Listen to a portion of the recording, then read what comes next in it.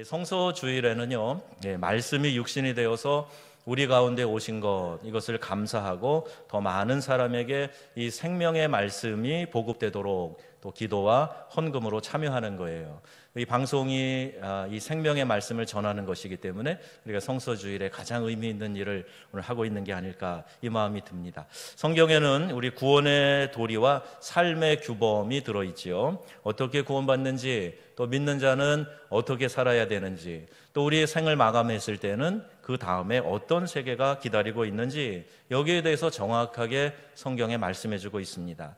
하나님의 말씀이 우리를 깨닫게 하고 바른 길로 인도하신다 하는 것, 우리가 말씀을 통해서 알게 되죠. 성경은요, 하나님의 감동으로 기록되었어요. 여러분 아멘이십니까? 아멘. 하나님께서 영감을 주셔서 기록했는데 무려 40여 명의 저자가 1500년의 그 기간, 긴 세월을 통해서 기록된 것을 모아가지고 정경화 작업이라 하는데요, 이걸 정경으로 만들어 오늘 우리가 이 성경을 가지고 있습니다.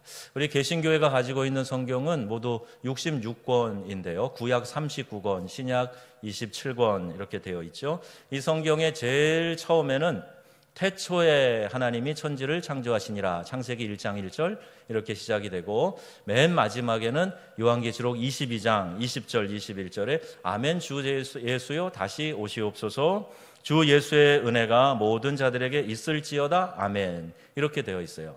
그러니까 성경은 태초에로 시작해서 아멘으로 끝나는 그런 책입니다. 성경은 또 백과사전과 같은 정보서가 아니에요. 우리 정보는 요새 인터넷 검색 사이트에서 찾으면 다 나옵니다. 근데 성경은 무슨 책인가? 성경은 우리의 구원을 위한 책이에요. 나에게 왜 구원이 필요한지, 죄란 무엇인지, 하나님이 누구신지, 또 교회는 무엇을 하는 곳인지, 예수 믿는 사람들의 삶은 어때야 하는지, 이것이 기록되어져 있는 것이 성경입니다. 성경에 나와 있는 모든 역사와 사건, 그리고 교훈은 인류의 구원자이신 예수 그리스도, 그분이 바로 주인공이세요. 그래서 구약은 오실 메시아 예수님에 대해서 또 그 역사와 예언, 이런 것들이 기록되어져 있고요. 신약은 오신 예수님의 행적과 말씀, 그리고 그 복음을 전하는 사도들의 행적, 이런 것들이 기록되어져 있습니다. 예수님이 이 땅에서 행하신 일, 이것도 낱낱이 다 기록되어져 있지는 않아요. 예수님의 행적이 사복음서에 기록되어져 있는데 단순한 전기문을 기록한 것이 아니기 때문에 나실 때부터 돌아가실 때까지 그 일생이 다 기록되어져 있는 것이 아닙니다. 그러면 성경의 목적이 뭐냐? 우리에게 구원의 도리를 가르쳐주는 데에는 충분한 책이에요. 성경은 구원받은 성도들에게 교훈과 책망과 바르게 함과 의로 교육하기에 유익하다, 이렇게 말씀하고 있어요. 이거는 하나님의 사람으로 온전케 하며 모든 선한 일을 행하는 데 온전케 하려 함이라. 이게 성경의 목적입니다. 여러분, 이 성경은 여러 사람에 의해서 여러 가지 다양한 문학적 형태로 기록되었기 때문에 말씀을 제대로 이해하려면 역사적인 배경, 또 문학적인 특징, 또 각 책의 주제, 또 수신자가 누구인지, 이런 것들을 잘 알아야 성경을 제대로 이해할 수가 있어요. 이단들은요, 같은 성경을 가지고도 사람들을 미혹시키는데 해석에 문제가 있기 때문에 그래요. 지나친 비유적인 해석을 한다든지, 어떤 문장만 딱 떼어서 문자적으로 이해하게 한다든지, 계시를 받았다 그러면서 신비적으로 해석을 하는 것. 그래서 이해하기 어려운 예언을 막 억지로 짜맞추고 풀고, 그러면서 이제 잘못된 교리를 만들어내고 잘못된 신앙을 만들어내는 겁니다. 말씀을 잘 이해하려면 말씀을 묵상하는 것, 말씀을 듣고 읽고 연구하고 암송하는 것, 이것이 조화를 이루어야 돼요. 우리 1:1 제자 양육 하신 분들은 83페이지에 나와 있습니다. 여러분, 잘 말씀을 우리가 삶에서 들고 적용하고 살아가야 된다. 그리고 한 가지, 이 성경이 다양한 형태로 기록되어 있다 하는 예를 오늘 본문 시편 119편을 보면 아주 우리가 재밌게 이해할 수가 있어요. 히브리어 원어로 이 성경을 보면요, 모두 176절로 되어 있는데 히브리어 알파벳이 22자입니다. 그런데 이 22자를 가지고 8절씩, 각 연마다 8절씩 만든 거예요. 그럼 계산해 보면 금방 나오죠. 176절이 나와요. 그래서 첫 번째 연, 시의 첫 연에는 알렙이라고 하는 히브리어 알파벳 첫 자로 시작이 됩니다. 그러니까 모든 문장이 다 알렙으로 시작이 되는 거예요. 그 다음 두 번째 연에는 두 번째 연을 시작하는 베트라고 하는 단어로 시작이 됩니다. 그러니까 이게 무슨 말이냐 하면 우리식으로 이야기를 하면 이런 거예요. 첫 번째 연 8절은 기억으로 시작이 되는 거예요. 우리 알파벳 좀 띄워보세요. 기억으로 시작이 되는데 거룩하신 하나님 그 이름을 송축합니다. 또 기억으로 기쁨이 충만하게 하옵소서, 뭐 이런 식으로 한 연이 구성이 된다는 거예요. 두 번째 연은 우리식으로 하면 이 베트는 니은인데 나는 여호와를 찬양하며 뭐 이런 식입니다. 내 입술의 열매를 주께 드리나이다. 이렇게 해서 8절이 구성이 된다는 거예요. 그러니까 22연이 다 이런 식으로, 그러니까 히브리어로 읽으면 정말 이 문학적으로 짜임새 있고 아름다운 그런 구성으로 지어진 시가 시편 119편이에요. 근데 왜 이렇게 시편을 썼는가? 몇 가지 이유를 신학적으로 한번 생각을 하는데, 첫째는 시편 119편은 알파벳을 처음 배우는 학생들한테 봐라, 이렇게 멋있는 하나님을 찬양하는 시를 지을 수 있어, 이걸 가르쳐 준다. 또 두 번째는 이 시편에 하나님의 율법, 즉 토라가 인간의 삶의 기본이 되는 것이다 하는 것을 가르쳐 주는 거예요.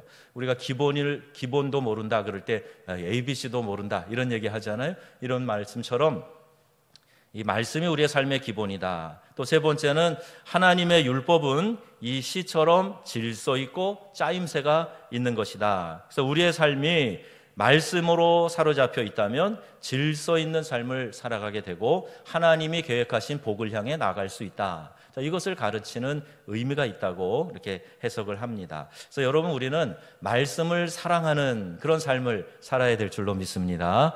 유대인이 전 세계 인구의 0.2%밖에 안 된다 그래요. 근데 우리가 아는 그 노벨상을 수상한 사람들 가운데 유대인의 비율은 무려 22%나 된다고 합니다. 수상자 5명 가운데 1명은 유대인이다, 이제 그런 의미인데요. 2013년에 기록을 보니까 노벨 화학상, 물리학상, 생리의학상 같은 이 과학 분야를 모두 다 유대인이 휩쓸었는데 그 해에 전체 수상자 8명 중에 6명이 유태인이었어요. 그래서 이들의 자녀 교육은 특별하다 그러죠. 여러 가지 교육에 대한 원리들을 소개하고는 하는데 제가 오래전에 그 유럽 코스타에서 들었던 이 퍼포먼스는 참 재미있다는 생각이 들었어요. 아이가 이제 처음 글을 깨우쳐서 읽게 되는 그 시점에 이들이 가지고 있는 토라, 이 율법책, 모세오경이죠. 이 책의 겉장에다가 꿀을 바른다는 거예요. 꿀. 가장 달콤한 음식의 상징인 꿀을 발라놓고 아이에게 이 겉장의 꿀을 핥아먹게 하는 거예요. 야, 무슨 맛이니? 꿀맛이에요 그랬겠죠. 봐라, 이 말씀이 네 인생에 꿀같이 꿀송이처럼 달고 이 말씀을 지켜나가는 너의 삶이 꿀처럼 달콤한 삶이 될 것이다. 자, 이렇게 교훈을 한다는 겁니다. 유대인은 어디를 가나 한 권의 책과 하나의 건물을 잊은 적이 없다 그러는데 그 한 권의 책이 토라, 성경 말씀이고 그 하나의 건물이 바로 회당, 그들이 모여서 말씀 듣는 곳이에요. 그러니까 토라, 성경은 하나님의 말씀이고 회당은 그 성경을 가르치는 학교, 교육기관이다. 이것이 상징하는 바가 있지 않습니까? 오늘 시편 119편 103절 말씀 우리 함께 같이 보겠습니다. 주의 말씀의 맛이 내게 어찌 그리 단지요, 내 입에 꿀보다 더 다니이다. 19편 10절 말씀 다 같이, 금 곧 많은 순금보다 더 사모할 것이며 꿀과 송이꿀보다 더 달도다. 여러분이 말씀을 이렇게 달게 느끼는 축복이 있기를 주의 이름으로 축원합니다. 그래, 말씀을 대하는 그리스도인의 자세는 어때야 되는가? 성경 베드로전서 2장 2절에 말씀하고 있어요. 갓난아이같이 순전하고 신령한 젖을 사모하라. 이는 그로 말미암아 너희로 구원에 이르도록 자라게 하려 함이라 그랬어요. 아이가요, 젖을 빨 때 막 찾아서 젖을 그냥 막 사정없이 빨아댑니다. 그걸 보면서 생존 본능이 이렇게 강하구나, 이렇게만 생각하시면 안 되고 우리는 영적으로 차원을 높여서 그래, 나도 내 영의 양식인 하나님의 말씀을 이 어린아이처럼 말씀대로 사모해야 되겠다, 그런 거예요. 아이가 젖을 사모하듯이 말씀을 열심히 빨아들이려는 그런 마음이 있어야 됩니다. 여러분은 성경을 읽으면서 그 말씀이 내게 흡수되고 또 나를 지배하는 그런 경험을 해보셨습니까? 말씀의 양식이 내 양식이 되고, 동시에 말씀은요 어둠을 밝히는 빛이다 그랬어요. 오늘 본문의 105절 보니까 주의 말씀은 내 발의 등이요 내 길에 빛이니이다 그랬습니다. 그럼 빛이 없는 캄캄한 곳 걸어보셨어요? 저는 아프리카에서 그런 경험 많이 하는데요, 자동차를 타고 가다가도 도로에서 헤드라이트 꺼버리면 캄캄해요. 아무것도 안 보이는 그런 곳이 있어요. 그러니까 빛이 없으면 우리가 실족하게 되고 넘어지고 또 바른 방향으로 갈 수가 없는 거지요. 등불을 켜고 다니던 시절 한번 생각해 보세요. 어두운 곳에서 실족해서 맨홀에 빠질 수도 있고 죽을 수도 있고 발을 헛딛고 넘어질 수도 있어요. 가지 말아야 할 곳으로 갑니다. 위험의 직면에 있어도 깨닫지 못합니다. 빛이 없으면 사물을 분간할 수가 없어요. 캄캄하면요 무슨 물체가 있는지 알 수가 없는 겁니다. 그런데 하나님의 말씀이 내가 들고 다니는 등불이라는 거예요. 내 걷는 길을 밝혀주는 내 발에 등불이 된다, 이렇게 말씀하고 있어요. 내 영혼의 양식이 되고 내 입에 꿀과 같이 달고 내가 실족하지 않도록 갈 길을 비춰주시는 하나님의 말씀을 가까이 하고 깊이 사랑하는 성도님들이 다 되시기를 바랍니다. 또 말씀은 130절에 보니까 주의 말씀을 열면 빛이 비추어 우둔한 사람들을 깨닫게 하나이다 그랬어요. 여러분, 이 사람들도, 이 세상도 지혜를 아주 소중히 여깁니다. 소피스트들, 철학자들 있지 않습니까? 지혜를 사랑하는 사람들이에요. 유럽에서도 17, 18세기에 계몽주의라고 하는 것이 성행을 했는데, 이 이름이 말하는 것처럼 이들은요 빛을 추구해요. 우리말은 계몽이지만 영어나 불어로 보면 enlightenment예요. 루미에, 빛이라는 말 그 자체입니다. 그러니까 빛을 찾는다는 거예요. 뭐가 빛이냐? 이성이 빛이라는 거예요. 우리의 이성에 이 깨어남이 있으면 그게 마치 어둠을 밝히는 빛이라고 그렇게 생각을 한 겁니다. 이 이성이 절대적 권위의 판단 기준이다, 이렇게 보았던 거고요. 프랑스 혁명의 기초가 되는 거예요. 그 당시에 전체 군주와 종교, 신학의 독단을 깨고 자유, 평등, 박애, 그러니까 리베테, 에갈리테, 프레타니테. 자, 이게 본토 발음이에요. 좀 이상하긴 한데 자유, 평등, 박애, 이것의 사상을 낳게 한 것, 이게 계몽주의의 영향입니다. 그 시대에 필요했던 시대 정신이에요. 그런데 무엇이든지 과하면 문제가 되는데, 이러한 이성주의로 인해서 지금 유럽은 하나님이 필요 없는 세속 도시를 만들었어요. 여러분, 하나님은 지혜의 근원이십니다.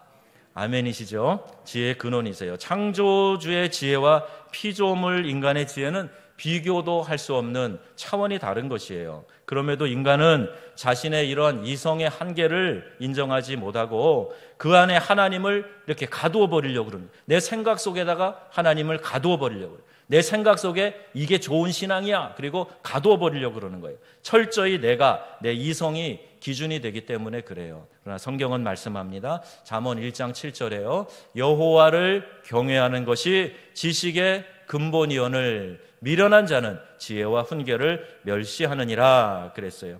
하나님을 인정하지 않으면서도 지혜 있다고 생각하는 것은 정말 뭘 모르는 거예요. 야고보서 1장 5절 말씀입니다. 우리 함께 읽어보겠습니다. 너희 중에 누구든지 지혜가 부족하거든 후히 주시고 꾸짖지 아니하시는 하나님께 구하라. 그리하면 주시리라. 아멘. 지혜의 근원이 되시는 하나님께 구하라 그랬어요. 그 지혜는요, 이 세상이 주는 지혜와 다른 겁니다. 또 우리도 이 IQ, EQ 이런 말 사용을 하는데, 그러면 들어보셨죠? 머리가 똑똑한 사람, IQ가 높은 사람이라 그러잖아요. 근데 머리 똑똑한 것보다 마음이 따뜻한 사람, 감성 지수가 높은 사람이 사회에서 성공할 확률이 더 높다. 자, 이런 이야기를 한참 하더니 요새는요, 감성 지수만 갖고도 안 된다. 거기 무엇이 있는데 영성 지수, spiritual quotient이라는 게 있대요. 영성 지수가 있다는 거예요. 이게 높은 사람이어야 이 세상에서도 인정받는 사람이 된다는 거예요. 영은 바로 하나님을 알고 느끼는 부분이에요.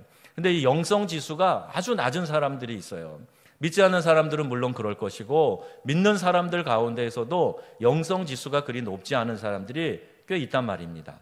이 영성이 풍부한 사람이 하나님의 일을 할 때에도 자원함과 기쁨으로 하게 되고 교회도 건강해지게 되는 거예요. 내 머리만 가지고 하려고 달라들면요, 나중에 더 피곤한 문제들만 일으키고 복잡하게 일을 만드는 사람들도 많이 있어요.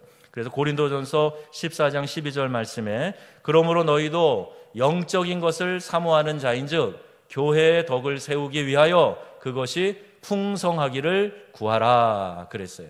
뭐를 사모하는 사람이에요? 우리가 영적인 것을 사모하는 사람이 되어야 된다는 말입니다. 교회의 덕을 세우기 위해서 영성의 풍성함을 구하라 이렇게 말씀하고 있어요. 영적 공동체인 교회는 인간의 이성으로 또 이 세상의 방법으로 하는 것이 아니기 때문에 그래요. 내 생각에는 이라고 말하기 전에 내가 하나님과 이 부분에 대해서 진지한 상의가 있었는지, 하나님의 마음은 이럴 것이다 라고 하는 그런 마음의 확신이 있는지 이것부터 찾아야 된다는 거예요. 바울은 우둔함에 빠져있던 갈라디아 교회 사람들의 어리석음을 깨우쳐주고 있습니다. 갈라디아서 보면 어리석도다 갈라디아 사람들아 누가 너희를 꾀더냐 그렇게 이야기하고 있어요. 이들의 문제는 율법의 행위가 아니라 믿음으로 구원을 받았는데 이것만 갖고 부족하다. 그래서 우리가 믿음도 있어야 되지만 율법의 행위도 우리가 지켜야 돼. 이런 이야기들을 하는 사람들이 슬금슬금 교회에 들어와서 말을 퍼뜨리고 사람들의 마음을 흔들어 놓게 했던 거죠. 그때 바울이 갈라디아서를 통해서 강하게 질책하는 거예요. 은혜로 너희를 부르신 이를 이같이 속히 떠나 다른 복음을 따르는 것을 내가 이상하게 여기노라. 다른 복음은 없나니 다만 어떤 사람들이 너희를 교란하여 그리스도의 복음을 변하게 하려 함이라. 이 교란이라는 말, 이 방송, 이 전파 교란도 있지 않습니까? 선명하게 들리지 못하도록 잡음이 들리게 하고 이렇게 하는 거예요. 이런 율법에 대한 이야기를 할 때에 다른 복음을 전하면 저주를 받을 것이다. 강하게 그들을 질책합니다. 또 갈라디아서 4장 20절에 보면 내가 이제라도 너희와 함께 있어 내 언성을 높이려 함은 너희에게 대하여 의욕이 있음이라. 강하고 아주 당장이라도 달려가서 그 어리석음을 일깨워줘야 되겠다라는 이 바울의 뜨거운 열정이 갈라디아서에서 느껴지죠. 하나님이 어떻게 해서 우리를 구원하셨는데 자신의 이성으로 자신의 판단으로 그냥 믿는 거 뭐 부족해, 율법 지켜야 아마 구원받을 걸, 이렇게 이야기하면서 사람들을 흔들어 놓는 거예요. 거기에 조금도 미동이 돼서는 안 된다. 복음을 이렇게 바꾸려고 하는, 조금씩 바꾸려는 시도는 지금도 여러 군데에서 다양하게 일어나고 있어요. 갈라디아 교회처럼 율법을 지켜야 구원받는다는 사람도 있고요. 또 에베소 교회, 버가모 교회, 니골라당이 있었는데 그 반대 주장을 하기도 했습니다. 즉 성도는 율법에 얽매일 필요가 없다 그러면서 방종과 음행을 일삼았던 것이죠. 여러분, 우리가 잘 알아야 됩니다. 구원을 받는 데 있어서는 어떤 율법을 지키는 것이 조건이 되는 것은 아니에요. 그저 하나님의 은혜로 값없이 구원을 받는 것입니다. 여러분 아멘이시죠? 그렇게 믿으시죠? 하지만 예수님을 영접하고 죄를 용서받고 구원받은 성도는 성경에 나와 있는 이 계명을 잘 지키는 삶을 살아야 하는 것이에요.